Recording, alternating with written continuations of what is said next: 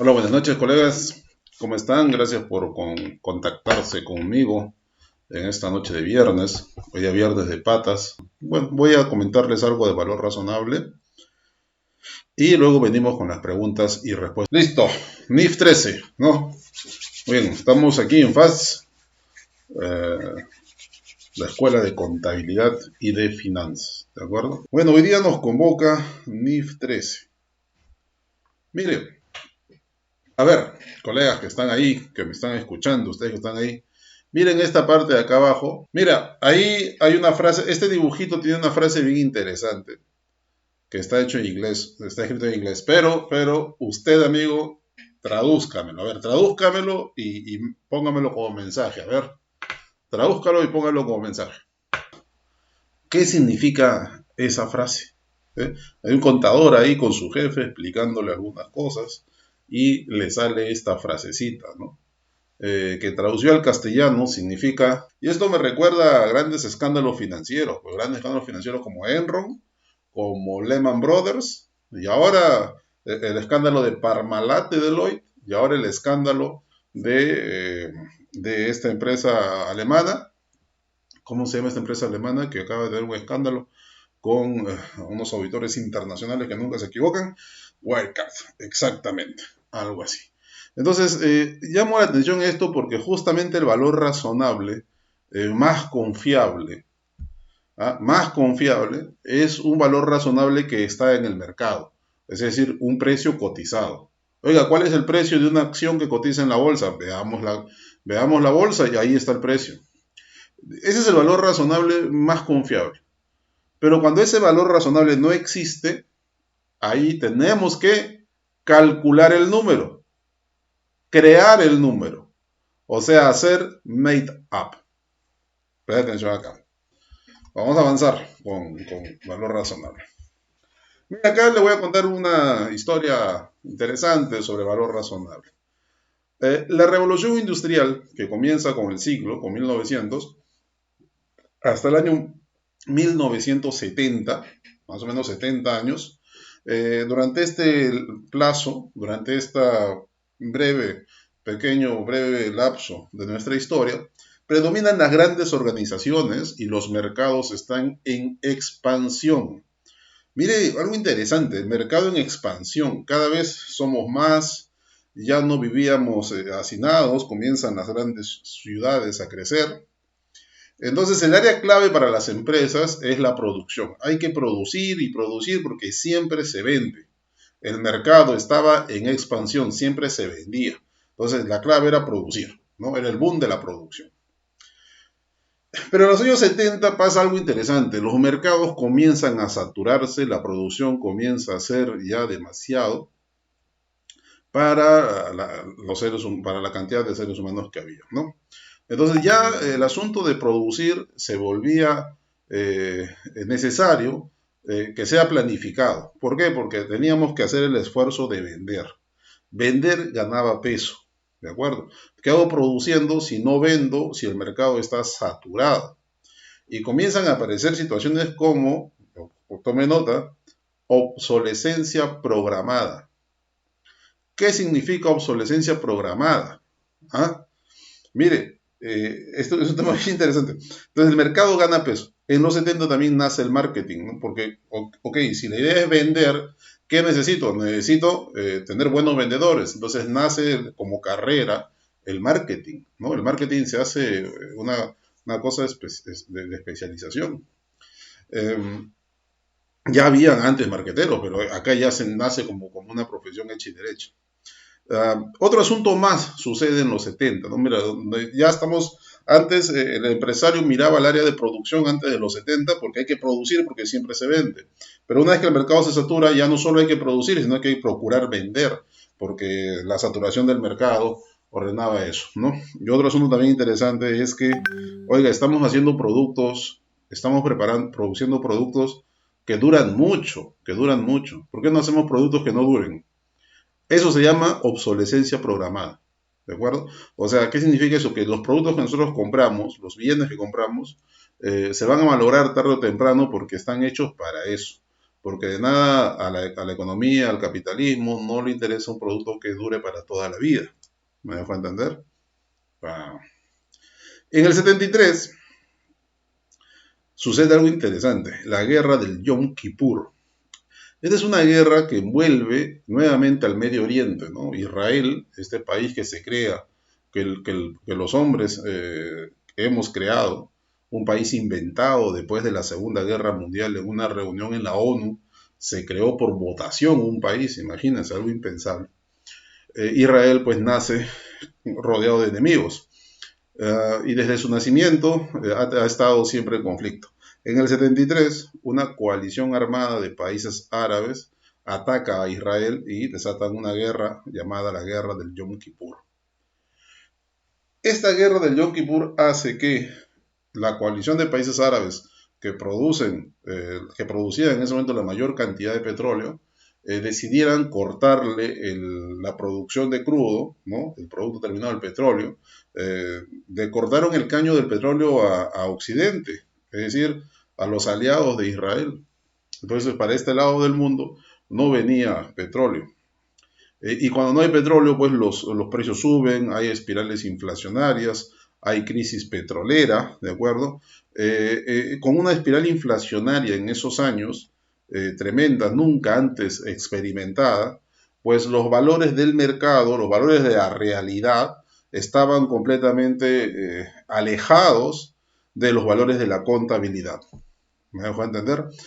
Imagínense pues un país hiperinflacionario. Los peruanos lo hemos vivido, ¿no? En la década de los 80, específicamente, y más aún entre el 85 y el año 90, con Alan García en su primer gobierno, nuestras inflaciones eran la inflación que teníamos en el Perú era hiperinflacionaria, este país era inviable y encima teníamos el terrorismo que estaba matando gente por montones acá, ¿no? Ya lo hemos vivido nosotros. Entonces, cuando hay crisis, y en este momento lo está viviendo ¿quién? Argentina, y en este momento lo está viviendo ya desde hace un buen tiempo pues Venezuela, ¿no? Entonces, las crisis inflacionarias, ¿qué hacen? Hacen pues que lo que yo registre en el libro contable hoy, mañana sea otra cifra diferente. Hoy registro un bien que compré a 100 y probablemente ese bien mañana esté en 200 o en 300. Entonces, esto hace de que mi realidad, la realidad física, la realidad en que todos vivimos, no coincida con lo que está anotado en los libros contables. Eso es lo que pasaba. En consecuencia, la pregunta cae por su propio peso. ¿Para qué me sirven los libros contables? ¿Para qué me sirve un estado financiero si la economía va a evolucionar de una manera mucho más rápida, alejando las cifras de lo que yo contabilizo en mis libros? ¿Para qué me sirve? Entonces los contadores corríamos el grave riesgo de quedarnos sin trabajo. ¿Me pueden creerlo? ¿Y cuál fue la respuesta a esta inestabilidad en los precios del mercado? La respuesta en Estados Unidos fue ajustar los precios, ajustar las cifras contables con otras metodologías de valoración, que ya no estemos simplemente en el costo, porque el costo se alejaba de la realidad con economías hiperinflacionarias. Ese costo histórico debía ser reemplazado por algo que se acerque más a la realidad. Entonces aparecieron los costos de reposición, aparecieron los ajustes por inflación, que aquí también han existido hasta el 2004, ajustamos en el Perú por inflación. Entonces en Estados Unidos crean esta metodología, en los 70 nace el ajuste allá por inflación, pero si íbamos a incrementar el valor del activo, por un lado, del balance, la pregunta del millón era ¿contra qué contrapesamos ese incremento del activo? O sea, está bien, cargamos al activo por mayor valor, por costo de reposición, por inflación, por lo que quieras, lo incrementamos, pero ¿contra qué cuenta balanceamos ese asiento contable para que el estado de situación financiera esté en equilibrio? Bueno, en Estados Unidos dijeron, eso no puede ser resultado del ejercicio porque no hay money. No puede ser resultado del ejercicio. No puede ser utilidad, porque la inflación, ¿cómo te va a dar utilidad? Entonces, ¿a dónde mandaron esa partida? A una partida que ellos bautizaron como Other Comprehensive Income, OCI, Other Comprehensive Income. Mira, eso fue en los 70. Y en el año 2010, 40 años después, el IASB incluye el requerimiento de una partida nueva en el Estado de Comercio de Desarrollo de todo llamado Otros Resultados Integrales, que ya existía, sino que ahora piden un estado financiero adicional llamado estado de los otros resultados integrales. ¿Se acuerda? Ese cambio ocurrió en el 2010, 40 años después de lo que había sucedido en Estados Unidos. Y ahí lo hicieron simplemente para acercar las cifras contables a la realidad y de alguna manera que el libro contable pues no esté alejado de esa realidad hiperinflacionaria. Pero la contrapartida, ojo, por un tema netamente racional, no podría ser ingresos. Si me pones en ingresos, ¿cómo vas a pagar impuesto a la renta por un ingreso que no hay? Entonces la partida fue otros resultados integrales como una especie de ganancia no realizada. ¿De acuerdo? En los 90 las economías vuelven a niveles normales de inflación, ¿no? En los países de la región, Perú deja de ser hiperinflacionario, más o menos acabándolo a mediados de los 90 comienza a dejar de ser hiperinflacionario. Los mercados internacionales se expanden, hay desarrollos de tecnologías de información y telecomunicaciones cada vez más. Acuérdese, colega, ¿cuándo fue el año? A ver, haga memoria, colega, cuénteme, usted que más o menos tiene mi edad. ¿En qué año tuvo su primer celular? ¿Lo recuerda? Yo me acuerdo perfectamente cuando tuve mi primer celular. Miren, en los décadas de los 90 se expanden los mercados internacionales, se desarrollan tecnologías de información y telecomunicación como nunca antes se había visto en la vida. Seguramente la mayoría de ustedes que está ahí no ha usado, no se ha comunicado a través de telegrama. Telegrama. Había carta, correo y telegrama. Yo me comunicaba con telegrama cuando era niño, a los 10 años. Una especie de cartita que llegaba muy rápido, pero que tenía solamente 3 o 4 palabras, porque por cada letrita te cobraban. ¿Ah? Hola, estoy bien, saludos, cariño. Y te enviaban el telegrama. Imagínense. Entonces, en los 90 se conoce como nunca antes visto unas comunicaciones inmediatas, ¿no? Tú le das el teléfono y ya estabas comunicándote con Tokio, con China, con quien sea. Y rápido, con los celulares en cualquier parte del mundo, ¿no? Entonces, el modelo de reporte contable se hace un modelo ya más continuo, ¿no? Un modelo de información financiera que podría sacarte información financiera ya no solamente anual, ya no solamente trimestral, mensual, semanal, diario. Entonces, toda esta globalización de las tecnologías de información, pues hacen que estemos listos y preparados para un modelo de valor razonable como una manifestación, como una respuesta rápida a las manifestaciones económicas del mercado. Podemos rápidamente medir el valor razonable de cualquier instrumento financiero que se negocie en la bolsa de Oslo, en Noruega o en la bolsa de Tokio, en Japón. Entonces, toda esta introducción sirve, y la última frase que está acá es bien interesante. La contabilidad es un sistema de información orientado a la formación de juicios y a la toma de decisiones. Por ello, la contabilidad está ligada al sistema productivo imperante en cada etapa de la historia. No puede estar desligada de la forma en que producimos, ¿no? Siempre va a encontrar ligada al sistema de producción. Entonces, hecha esta introducción de valor razonable, vamos a medirlo. Pero en valor razonable hay 3 enfoques. Enfoque de mercado, enfoque de costo y enfoque del ingreso. Vamos a medir 3 instrumentos financieros, uno con enfoque de mercado, o un instrumento financiero con enfoque de mercado, un activo fijo con el enfoque del costo, un instrumento financiero con el enfoque de los ingresos, y luego vamos a hablarte de las jerarquías de nivel de valor razonable. Esta la jerarquía se vincula con los enfoques para ver qué tan confiables son los datos que he utilizado en los cálculos. ¿De acuerdo? Bueno, hecha esta introducción, vamos con los números. Vamos a abrir acá un archivo y vamos a compartirlo. Sí, ahí está. Perfecto. Ahí está, muy bien. Entonces vamos a ver acá enfoque de, como decía acá, el enfoque de mercado, el enfoque del costo y enfoque del ingreso. Entonces, ¿cómo medimos el valor razonable? ¿De qué nos habla la norma cuando dice enfoque de mercado, cuando dice enfoque del costo, cuando habla de los 3 niveles de jerarquía? Bueno, vamos a explicarlo rápidamente. Supongamos lo siguiente. En la bolsa se venden acciones de Telefónica. Muy bien, de Telefónica del Perú. Esas acciones de Telefónica tienen un precio, por ejemplo, hoy día que la vamos a comprar, de un precio de 1000, pero cuando yo compro las acciones lo hago a través de un agente, de una sociedad agente de bolsa. Esa sociedad agente de bolsa me cobra una comisión que podría ser, por ejemplo, 1.5% de la transacción, ¿de acuerdo? De tal manera, de tal manera que cuando hice la compra terminé desembolsando 1000 más 1.5%. Bien, entonces, ¿cómo debo reconocer esta compra? Pues la norma NIF 9 es la que nos va a decir cómo debo reconocer esta adquisición. Bueno, en principio al costo, ¿no? Efectivo pagado, en este caso, ¿cuánto pagué? 1000 solcitos más 1000 solcitos por 1.5%. Esto es lo que pagué, 1015. Muy bien, ese importe se tiene que cargar a la cuenta de la inversión en acciones, ¿verdad? Pero aquí entra a tallar lo que había comentado hace un ratito, es decir, la norma NIF 9. ¿Qué dice la NIF 9 al respecto? Bueno, si se trata de este tipo de inversiones, es decir, acciones, acciones, se trata de ese tipo de inversiones, yo debo poner en la inversión solamente su valor razonable, es decir, su precio de mercado.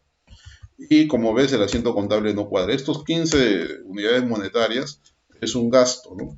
Es el gasto de la comisión, ¿no? La comisión que me cobra la sociedad agente de bolsa. Listo, entonces ya tenemos el reconocimiento inicial de esta inversión. Reconocimiento inicial, listo, inmediatamente. Perfecto, perfecto. Bien, bien, bien. Reconocimiento inicial.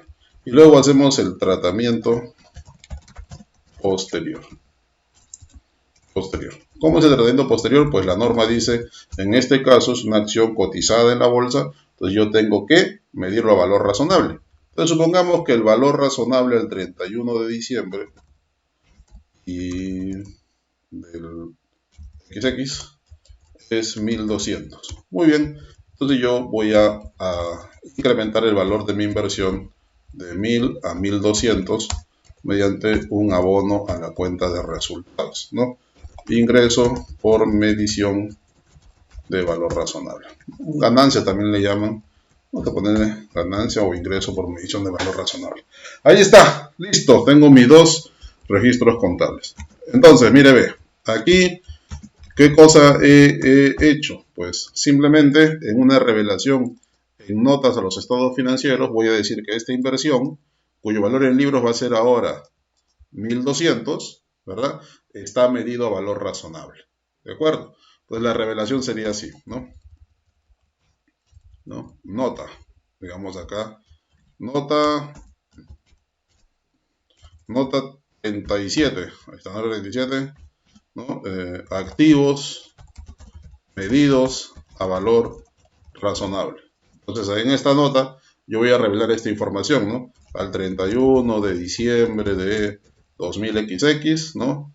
La compañía presenta los siguientes activos medidos a valor razonable. Esto ya sería la revelación en notas de los estados financieros que debo presentar. Todas las revelaciones también son comparativas, ¿no? Acá voy a hacer solo del año 2000XX, ¿no? Recuerde que siempre es comparativo, o sea, con el año inmediato anterior. Perfecto, entonces, ¿qué voy a revelar? Ah, mira, que en mis inversiones, tengo inversiones en acciones, cuyo valor razonable es al cierre del año, pues será 1000 más 200, 1200. Perfecto. Ahora, aparte de esto, debo revelar, como no, la moneda, ¿no? Vamos a poner la moneda. Estamos viendo que soles. Y luego, ¿qué más debo revelar? Debo revelar la técnica, ¿no? ¿Qué técnica he utilizado para esta medición? ¿Y qué técnica he utilizado? Miren, lo único que he hecho es entrar a la página web de la Bolsa de Valores de Lima y ver el precio al cierre del año. Esa es la técnica. ¿Cómo se llama la técnica? Enfoque de mercado. ¿No? Técnica, enfoque de mercado. Muy bien. ¿Qué más debo revelar? El nivel de datos. Y el nivel de datos puede ser nivel 1, nivel 2 o nivel 3. Nivel 1, el nivel 1 es Uso datos del mercado sin modificarlos. Ajá, exactamente esto. Nivel 1. ¿Qué cosa usted ha hecho? Simplemente vio el precio en la bolsa de valores, lo obtuvo y lo colocó. ¿Hizo algo más? No, ahí está. ¿Cuál es la técnica? Enfoque de mercado. ¿Cuál es el nivel de datos? El más confiable, nivel 1. ¿Cuál es el activo? Inversiones en acciones. ¿De acuerdo? Y acá le pondré, pues, si quiero más información, ¿no? Tipo de activo. ¿Qué tipo de activo es este? Este es un activo financiero. Listo, se acabó el asunto. ¿Facilito? Demasiado fácil. ¿Dónde está la NIF 13? Que es muy complicada, profe. Enfoque del costo. Nada más. Nada más, mira, acá en este enfoque del mercado, ¿necesitamos de un especialista? Pues la respuesta cae de madura. No necesitamos a ningún especialista. Usted, amigo contador, dice, yo mismo soy, yo puedo ver el precio de mercado en cualquier página web del mundo, ¿de acuerdo? Si se trata de metales cotizados en mercados internacionales, también se puede acceder al London Metal Exchange, ¿no? La bolsa de metales más grande del mundo que está en Londres. Entonces se puede ver los precios de los mercados, ¿de acuerdo? Enfoque del costo. El enfoque del costo sí requiere de un especialista, de un perito evaluador. Pero te voy a resumir qué es lo que hace el perito evaluador. Supongamos que tenemos un edificio. Vamos a calificar este edificio. Vamos a calificarlo como propiedad, planta y equipo. ¿De acuerdo? ¿Puedo llevar mi elemento de propiedad, planta y equipo a valor razonable? Sí. La NIC 16 lo permite y ese valor razonable calculado lo mandas ¿a dónde? A excedente de revaluación, al ORI. Bueno, ¿cómo se establece el modelo del costo? Te lo voy a decir de esta manera. Supongamos que el valor en libros de este activo pues es 600.000, o sea, costo menos depreciación acumulada, y necesito llevarlo a valor razonable. Bueno, lo que va a hacer el tasador, el perito, el evaluador, va a hacer lo siguiente. Les cuento cómo hace su chamba. Primero va a ver las dimensiones del activo y va a evaluar cuánto sería el costo de los materiales necesarios para la construcción. O sea, digamos, a ver, aquí entran tantos centímetros cúbicos de concreto armado, tantos fierros, tantos clavos, alambres, hace una estimación de todos los materiales necesarios. Supongamos que esos materiales son 250.000. Perfecto. ¿Qué más hace estimación? La mano de obra. ¿No? Mano de obra. ¿Cuántos trabajadores necesitamos para esta construcción? Digamos que la mano de obra está en 400.000. Hace estimaciones con precios actuales, ¿no? Precios digamos que este edificio puede tener pues 5 o 6 años de antigüedad. Mano de obra. Pues usted sabe que en todo proceso productivo hay materia prima, mano de obra y los IF, ¿no? Y los IF, los otros. Digamos que calcula más o menos los otros, unos 50.000, perfecto. Pero hasta ahí estoy calculando qué cosa, costo. Y ningún constructor te construye al costo. Todos los constructores, aparte del costo, ¿qué hacen? Te incrementan su margen de constructor. ¿De acuerdo? Entonces acá, margen de constructor.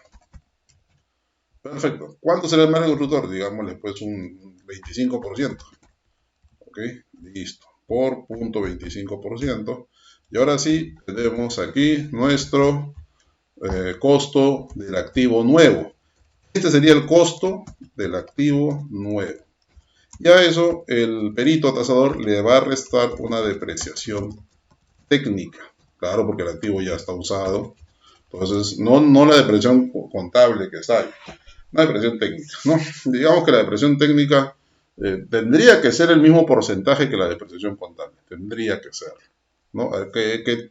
Ese activo de pronto le pusieron 30 años y tiene 6 años de antigüedad. Perfecto, esto por 6 entre 30. Listo. Con lo cual tenemos que el valor similar nuevo de ese activo es 700.000.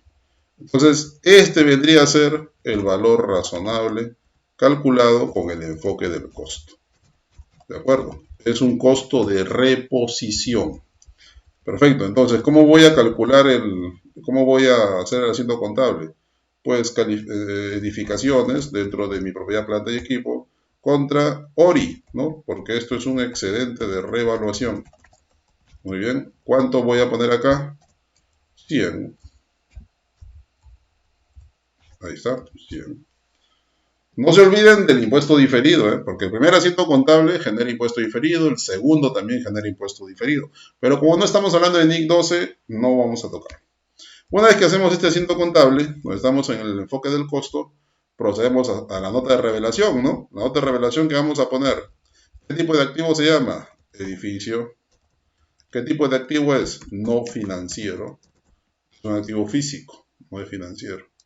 ¿Cuál es el valor razonable? El valor razonable es 700.000. Aquí está. ¿Qué enfoque utilicé? El enfoque del costo. ¿Qué tipo de nivel de datos? Nivel 2. ¿Por qué nivel 2? Vamos a repasar el nivel 2, ¿de acuerdo? Nivel 2.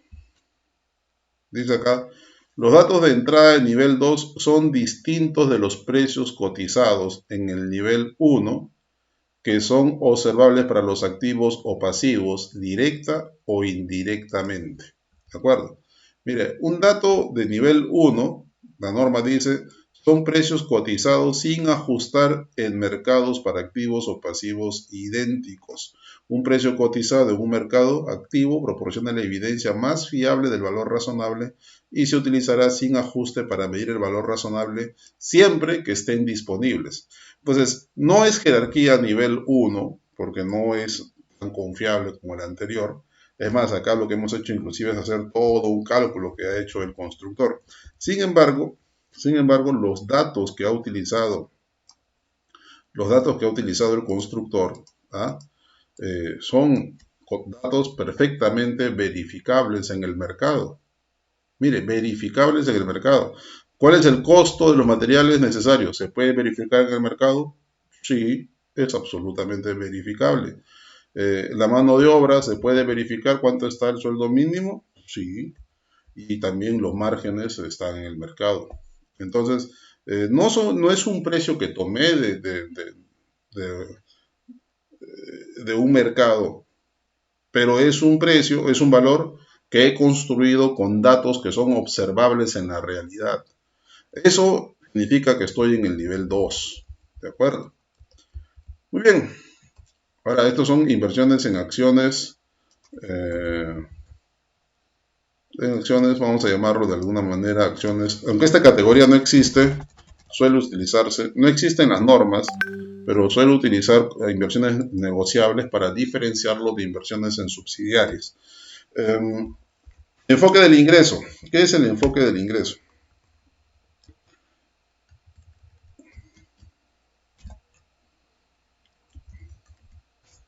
De pronto, yo tengo una inversión en una subsidiaria.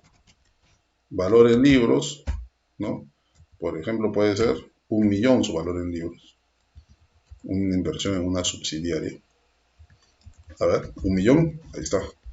1.000.000. Ese es su costo. Pero resulta que yo quiero llevarlo a valor razonable porque la norma NIC 27 me permite llevar esta inversión a valor razonable en estados financieros separados. Entonces, sí puedo hacerlo. Necesito valor razonable. Pero resulta que esta empresa no cotiza en la bolsa. No cotiza en la bolsa.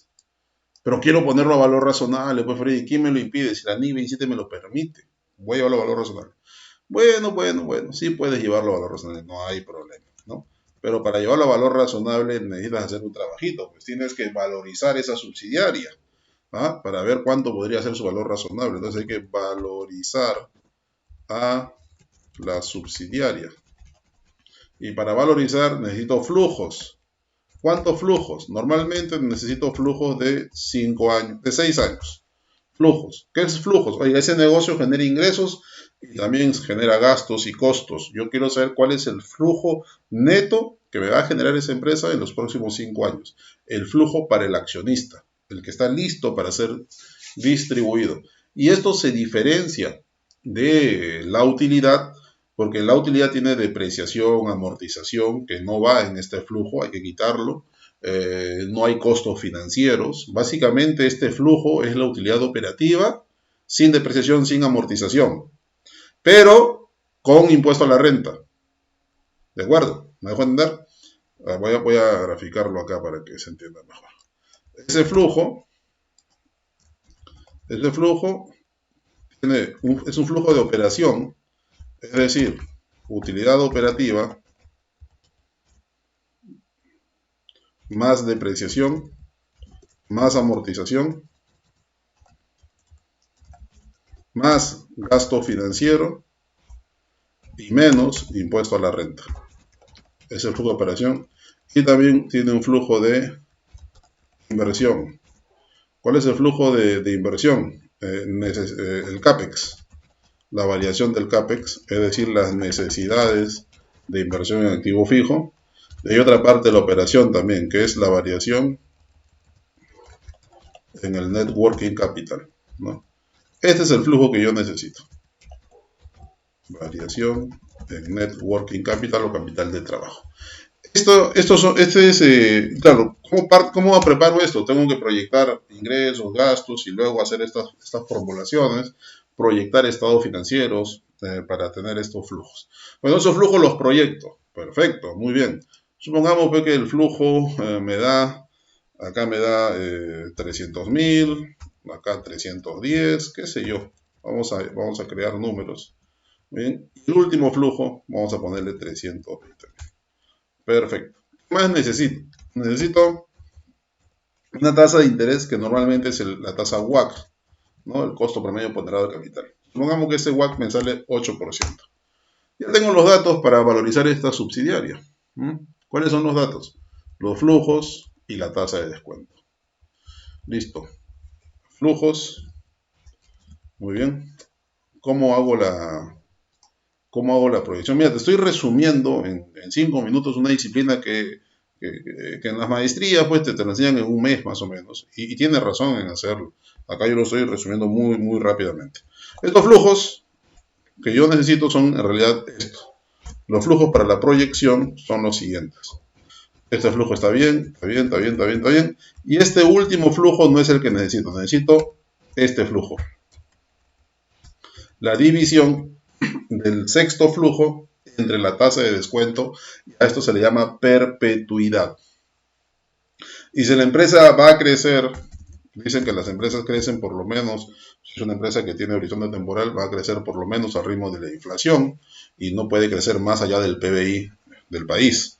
Entonces el G, normalmente se conoce como G, crecimiento, supongamos que va a ser 1% el crecimiento de esta empresa, ¿de acuerdo? Entonces el último componente, que es una perpetuidad, se calcula así, WACC menos G, ya está.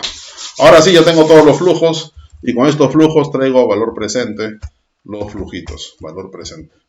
Y valor presente, muy facilito con el Excel, se calcula así.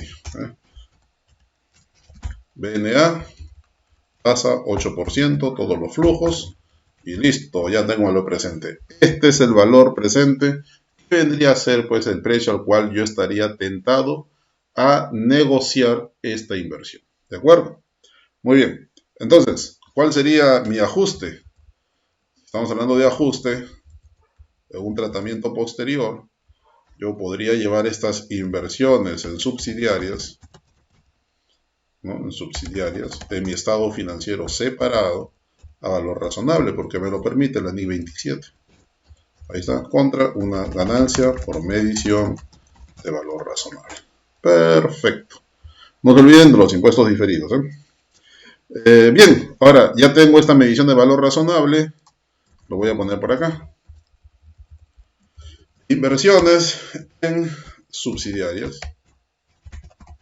Tipo de activo financiero. ¿Cuál es el valor razonable? El valor razonable es 4.109.256.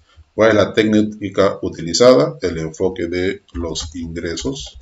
Muy bien. ¿Y cuál es el nivel de datos que he utilizado? ¿Cuál es el nivel de datos? ¿Este dato es confiable? Mire, colega, esta empresa Supongamos, para ponerla todavía más difícil, esta empresa no cotiza en la bolsa, no tengo estados financieros públicos anotados, estados financieros que pueda yo bajar de un portal, de una web, no tengo. Primera situación. Segundo, oiga, ¿cómo construiste estos flujos? Tuve que acceder a información confidencial de la empresa, su negocio, sus márgenes, sus costos. ¿Esa información está en el mercado? No.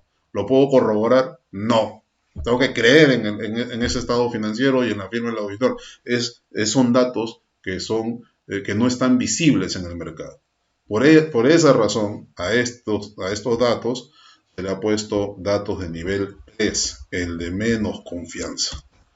Y esta es la revelación que me pide la NIF 13 acerca de los activos y también pasivos. En este caso hemos hablado de activos medidos a valor razonable. Entonces, tienes enfoque de mercado, enfoque del costo, enfoque de los ingresos y los 3 niveles en la jerarquía de los datos que se utilizan para medir el valor razonable. Listo, colegas. Estoy listo para tus consultas.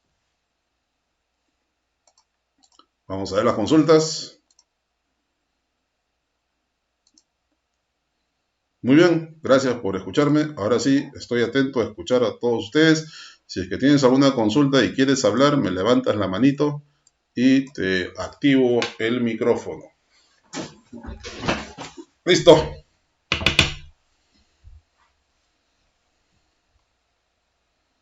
¿Alguien quiere hablar?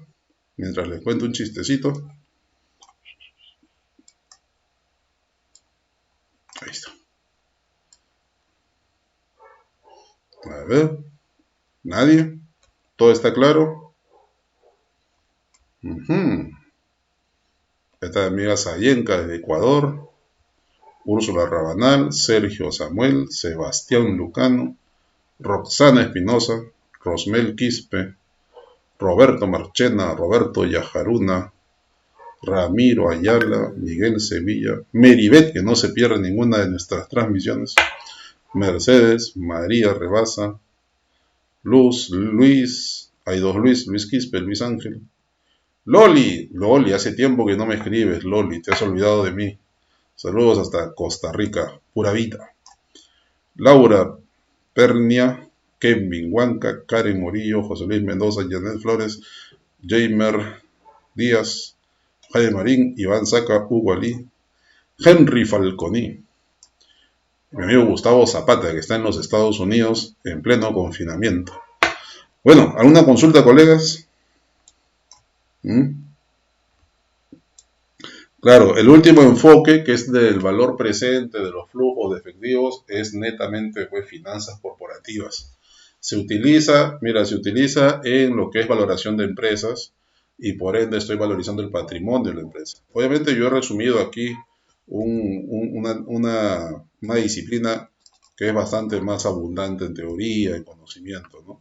Por ejemplo, aquí yo estoy asumiendo que esta empresa pues no tiene deudas financieras. Si tuviera deudas financieras, este valor razonable que he calculado acá tendría que ser restado de las deudas financieras, ¿no? Vamos a suponer, por ejemplo, que esta empresa, pues yo calculo su valor razonable, el valor presente de los flujos es 4.109.000, muy bien, pero supongamos que esta empresa tiene una deuda, un préstamo por pagar de 1.000.000, ¿no? De 1.000.000. Entonces, el valor razonable ya no va a ser 4.109.000 o el valor de la empresa, sino 3.109.000. Esa sería la diferencia. Entonces, en el ajuste ya no sería 4.109.000 menos 1, sino 3.109.000 menos 1. Claro. Entonces, estas consideraciones también hay que tenerlas en cuenta. Hay varias consideraciones dentro de esta valoración y yo les sugiero que con esta breve introducción ya se vaya a la lectura de las finanzas corporativas, de lo que es valoración de empresas. La proyección de flujos, el enfoque del ingreso, también se utiliza para activos físicos. Los centros comerciales, como el Jockey Plaza, como el Real Plaza, utilizan el enfoque del ingreso para medir el valor razonable de su inversión inmobiliaria, o sea, de todo el centro comercial, ¿sí? Así que te recomiendo bajar la información de la SMB. En la SMB existe información estados financieros del Jockey Plaza, que uno puede leer y ver cómo ellos están midiendo el valor razonable del centro comercial, es decir, de su inversión inmobiliaria, y usted va a ver ahí que utilizan el enfoque de los ingresos, proyección de flujos, valor presente, y eso es lo que utilizan, ¿sí? El párrafo 27 de la norma dice lo siguiente.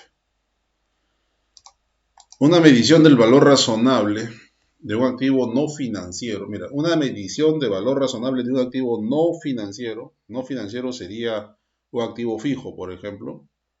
Una inversión inmobiliaria es un activo no financiero. Dice, tendrá en cuenta la capacidad del participante de mercado para generar beneficios económicos mediante la utilización del activo en su máximo y mejor uso o mediante la venta de este a otro participante de mercado que utilizaría el activo en su máximo y mejor uso.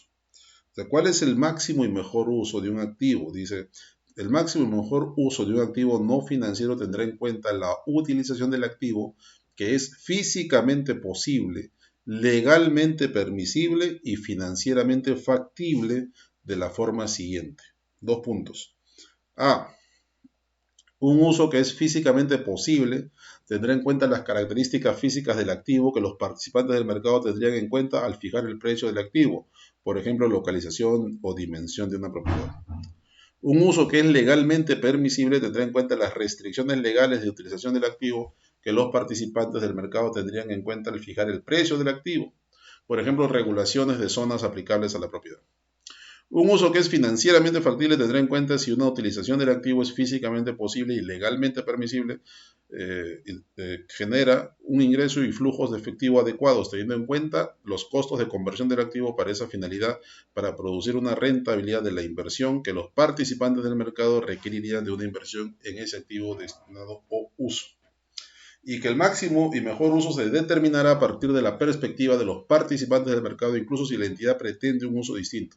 Sin embargo, el uso presente por parte de una entidad de un activo no financiero se presume que es el máximo y mejor, a menos que el mercado u otros factores sugieran que un uso diferente por los participantes del mercado maximizaría el valor del activo. Ahora vamos a explicar esto del máximo y mejor uso. Cuando yo tengo un edificio, el Jockey Plaza, por ejemplo, que es todo un edificio de un centro comercial, a ese Jockey Plaza yo le podría calcular el valor razonable mediante el enfoque del costo. Claro, yo podría llamar a un perito tasador y decirle, oye, dime cuánto cuesta volver a construir todo el centro comercial. Me va a dar los materiales, las manos de obra, el CIF, el margen, todo eso, ¿verdad? Sí, lo va a hacer, de acuerdo. Pero también podría calcularle el valor razonable con el enfoque de los ingresos, ¿sí o no?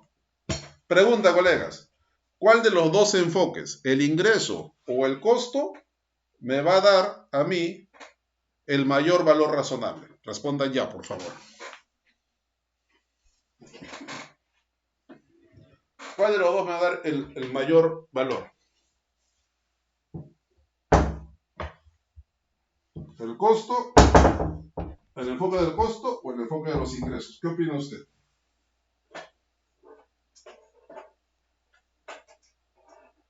Estoy conectando mi computadora ahorita que se me está yendo la batería.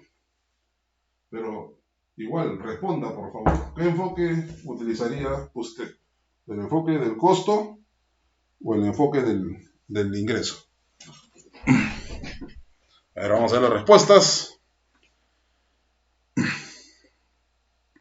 No, como que depende. A ver, la pregunta es esta, nada que depende, nada que depende. Pregunta, ¿cuál de los dos enfoques me va a dar el mayor valor? ¿El enfoque del costo o el enfoque del ingreso? El mayor valor, ¿cuál me va a dar? ¿Ah?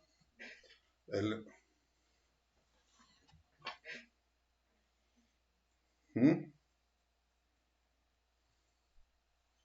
¿Cuál te va a dar más valor? Mira, ojos cerrados, compadre.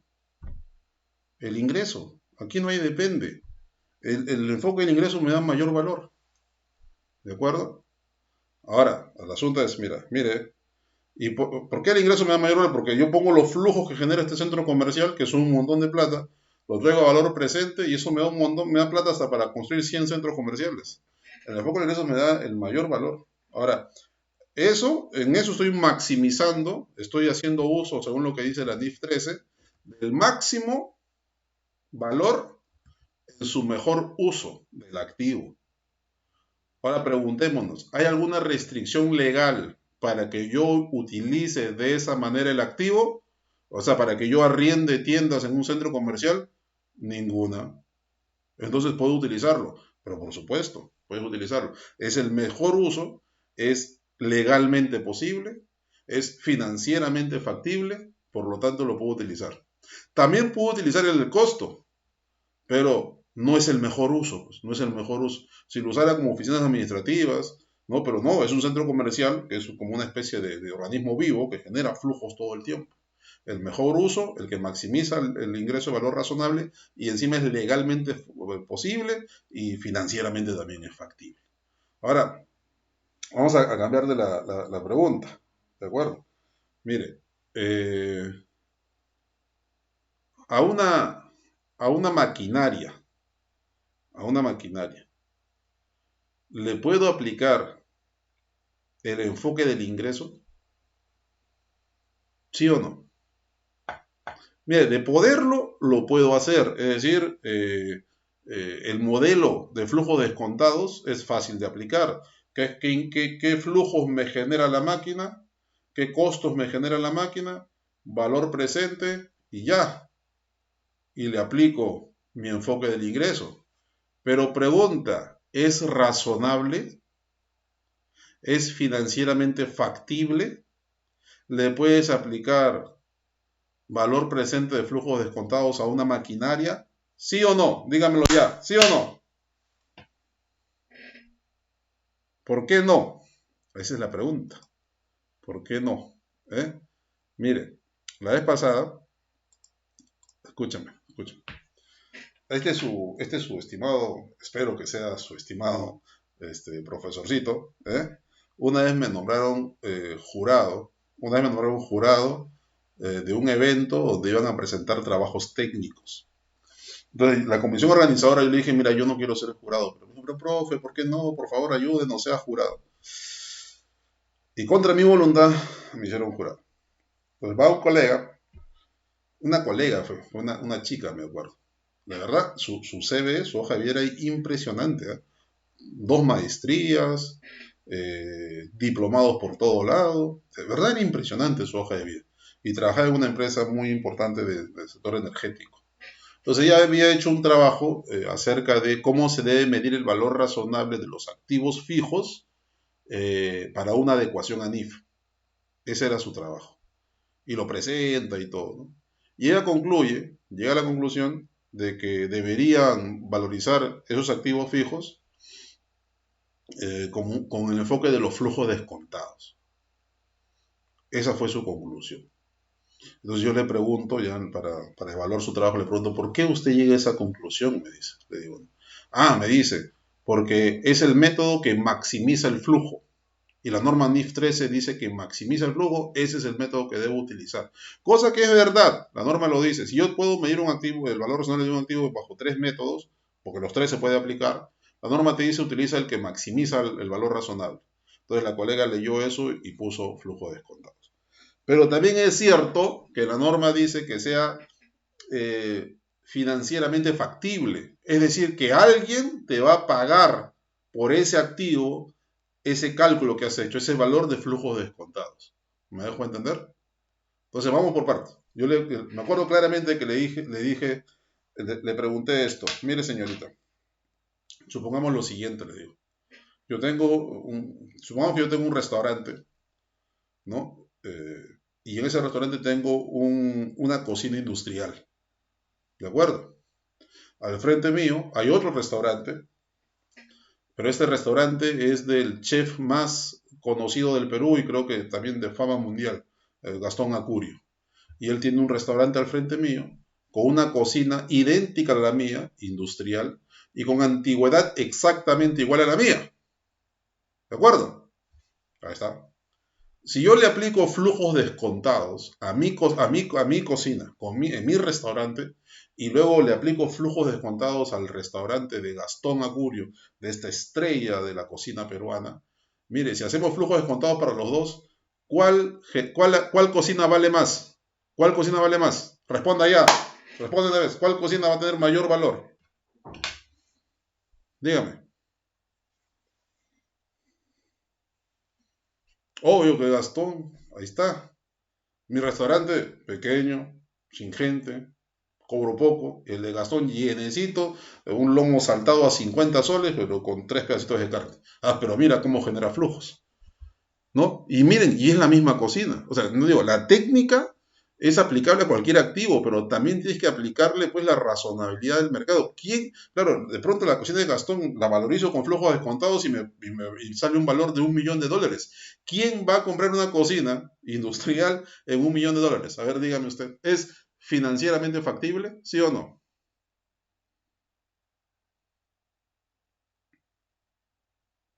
¿Se entendió lo que estoy diciendo o no? Entonces, esta norma dice que cuando yo valorice un activo no financiero, debo procurar valorizarlo en un contexto de máximo y de mejor uso.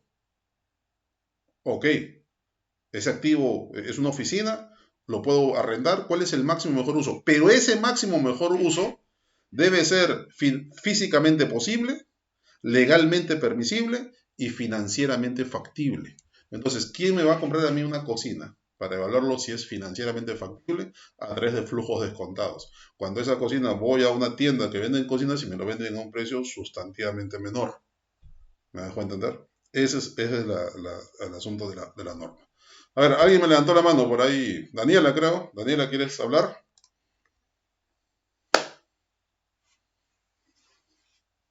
Así es, Gustavo. ¿No? Porque ese valor razonable pues tiene que ser coherente. Tiene que ser coherente. Hace unos años, yo me acuerdo que había, miren, voy a compartir con ustedes. Ojalá lo encuentre. Vamos a ver acá. Esto se llama.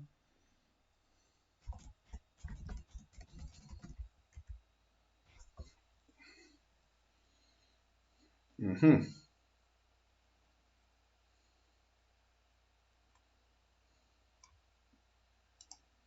Hace unos años existía este programa. No sé por qué lo levantaron de la programación. Que era muy bonito, a mí me gustaba mucho. Mire, este programa antes lo daban creo que en National Geographic. Ahí está. Pricing the Priceless. Excelente programa. A ver colegas, déjenme sentir que no estoy solo. ¿Qué significa Pricing the Priceless? ¿Ah? A ver, respondan. ¿Qué significa Pricing the Priceless? New to Mondays, Pricing the Priceless. May 2, exclusive to National Geographic Channel. ¿Ah? A ver, respóndame, ¿qué significa pricing the priceless? Nadie quiere conversar hoy día. ¿Qué pasa? Hoy día viernes están medio apagados. Al día de ayer se había varias gente que quería participar y conversaba y hablaba. Pricing the priceless es pues poniéndole precio a algo que no tiene precio, ¿no?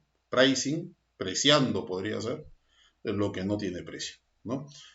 Bueno, en esta serie había un capítulo donde el host, ¿no? El protagonista, el que dirige el programa, se hizo una pregunta. Dijo, ¿cuál es el valor de la Torre Eiffel?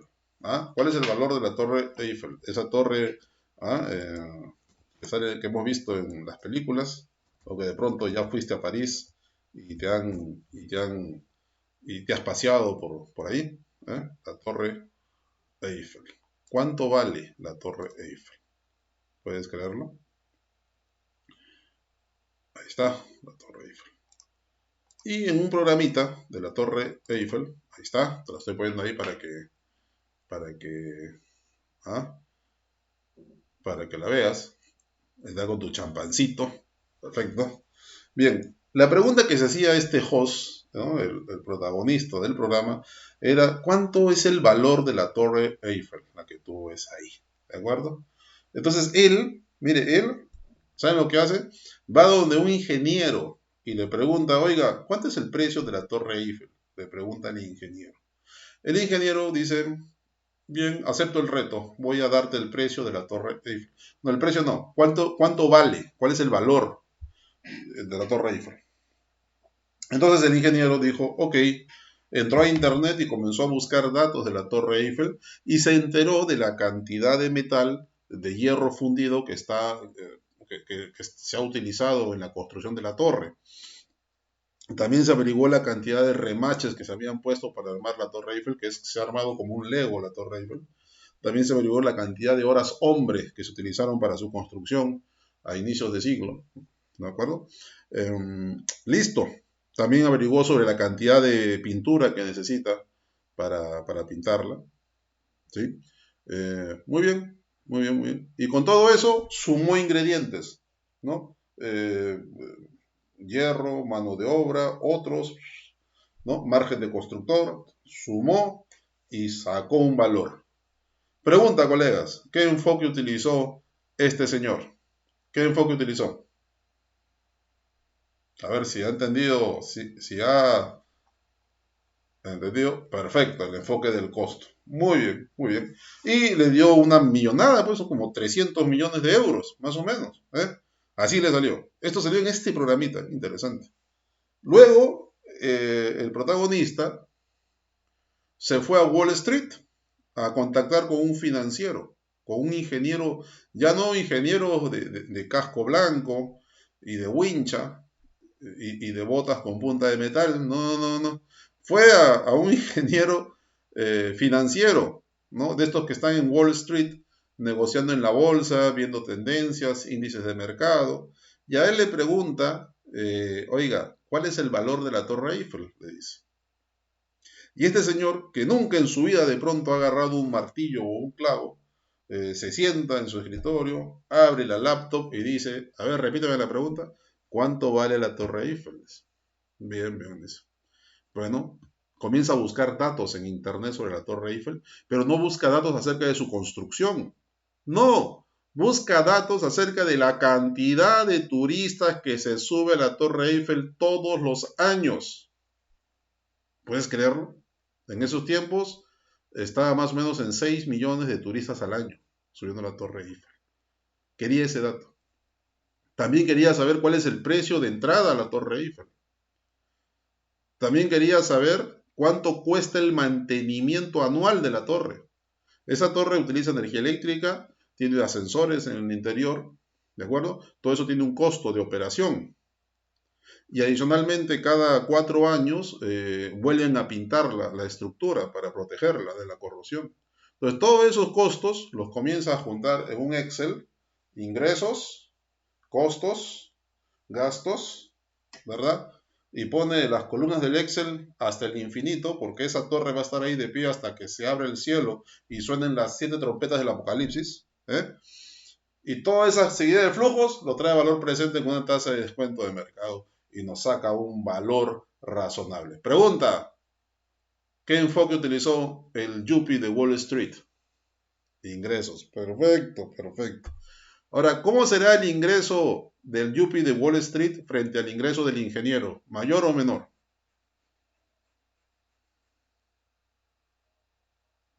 ¿Mayor o menor? Mucho mayor, exactamente. Era descomunal el ingreso. Descomunal. Ahora pregunta, pregunta. ¿Tú crees que te puede, así, imagínate que tú eres el hijo del señor Bezos, ¿no? Del dueño de Amazon, que es el hombre más rico del mundo actualmente. Imagínate, tú eres el heredero de Amazon. ¿Te puedes comprar la Torre Eiffel? ¿El ayuntamiento de París te la va a vender? ¿Sí o no? Ahí está. ¿Es legalmente posible? No. Oiga, pero calcularse el valor razonable. Sí, fue un bonito ejercicio de la imaginación, ¿verdad? Pero ponerlo en libros, no pasa, no pasa, por lo que hemos hablado de la norma, ¿no? La norma también dice, no te compliques la vida, no imagines, no vueles tanto. No es legalmente posible. ¿Eh? pensando con el pensamiento, estimados colegas. ¿No? ¿Se entendió? Espero que se haya entendido. Espero que se haya entendido. Tengo una excelente noticia. Hoy día hemos cerrado un convenio de colaboración con el Colegio de Contadores Públicos de la Libertad, que con ellos conjuntamente vamos a realizar un diplomado de NIF, o sea, el siguiente diplomado de NIF que estábamos promoviendo para el 21 de julio, en realidad va a empezar, ya tengo fecha, va a empezar el 4 de agosto. Ahora, ¿por qué lo hemos diferido? Porque hemos entrado en convenio con el Colegio de Contadores Públicos de la Libertad y ellos nos han pedido 2 semanas más para ofrecerlo a sus agremiados. Y entonces el 4 de agosto comienza y ese diplomado va a salir con un certificado firmado y sellado por el decano del Colegio de Contadores Públicos de la Libertad. Lo hemos logrado hoy día, estoy muy contento, tuve una conversación con el decano y ya acordamos todo, hicimos todos los acuerdos, así que el diplomado que comienza el 4 de agosto va a estar refrendado por un colegio de contadores públicos del Perú, así que también, y no va a costar más el mismo precio, así que te invito también a que seas parte de este diplomado, que ya te voy a enviar la información al correo con que te inscribiste. Bien, entonces muchas gracias colegas, muy amables. Gracias por escucharme. Y ahora sí, a divertirnos, que hoy día es viernes, que el cuerpo lo sabe. ¡Chao!